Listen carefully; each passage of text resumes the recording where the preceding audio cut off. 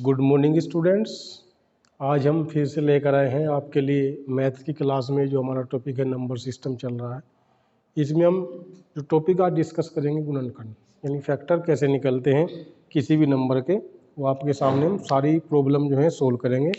जैसे यहाँ पे मैं कोई भी एक नंबर ले ले रहा हूँ या एक संख्या ले ले रहा हूँ 180।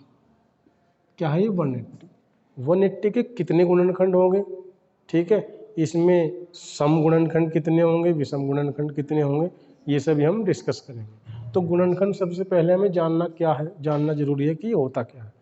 तो इसके अगर हम फैक्टर करें 180 को हम इस तरह से अगर सोल्व करेंगे, इसको मल्टीप्लाई करेंगे इन 90, फिर 90 को 2 से डिवाइड करेंगे 45, फिर ये 3 से कटेगा 15, फिर ये 3 से कट होगा 5, फिर 5 1 से, यानी इसके जो फैक्टर हो रहे हैं निकल के आ रहे हैं वो 2 2 3 3 5 और 1 लिखेंगे नहीं क्योंकि पूरा 5 आ रहा है।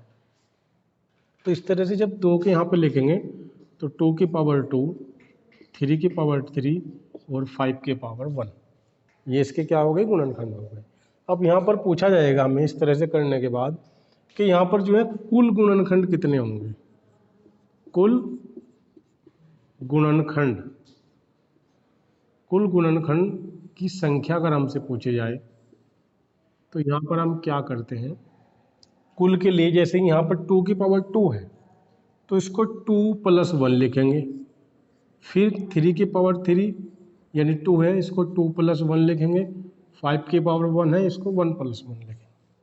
ये आपस में गुना हो जाएंगे, सभी को पता है कि ब्रैकेट का मतलब गुना होता है। तो यहाँ पर ये कितना आएगा, 2 + 1 लिखा है 3, और यहाँ पे भी 2 + 1 लिखा है, और ये 3 यहाँ पे कितना आ जाएगा, ये 3 हो जाएगा, ये 3 हो जाएगा, 3 और 3 की गुणा 9 हो जाएगी, और ये 2 हो जाएगा यानी 18 आ जाएगा। इसके कुल गुणनखंड कितने हो गए, 18 हो गए, यानी कुल गुणनखंडों की संख्या कितनी होगी, 18। अब पूछी जाएगी कि विषम गुणनखंड कितने होंगे। यहाँ पर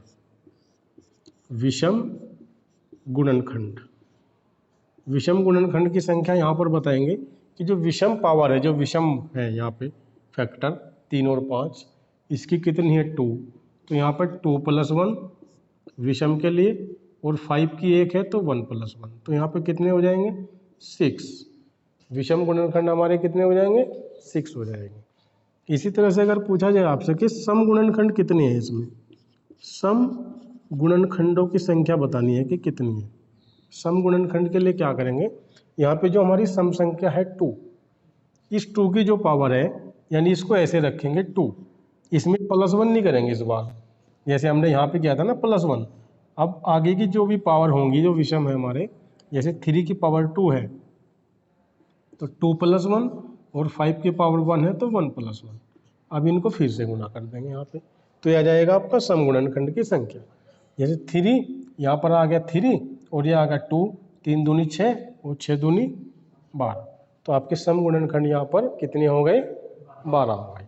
अगर आपसे पूछा जाए, क्या पूछा जाए कि भाई प्राइम यानी जो है अभाज्य गुणनखंड आपसे पूछा जाए कि अभाज्य गुणनखंड कितने होंगे, तो अभाज्य गुणनखंड के लिए हम क्या करते हैं, यहाँ पर इसी संख्या में पूछी जाए कि अभाज्य गुणनखंड कितने हैं, तो उसके लिए हम क्या करेंगे, विषम यानी अभाज्य गुणनखंड के लिए हम क्या करेंगे, डायरेक्ट पावर जितनी भी हमारी उनको जोड़ेंगे। उस बार हम प्लस नहीं करेंगे, जैसे 2 2 1, इनके लिए क्या करेंगे, जैसे हमने क्या करेंगे, इन सभी को हम जोड़ देंगे, जैसे 2 2 1 कितने हो गए, 5। तो अभाज्य गुणनखंड कितने हो गए, 5 हो गए। अब यहाँ पे इधर मैं लिख दे रहा हूँ, अगर पूछा जाए कि कुल गुणनखंडों का योग कितना है, कुल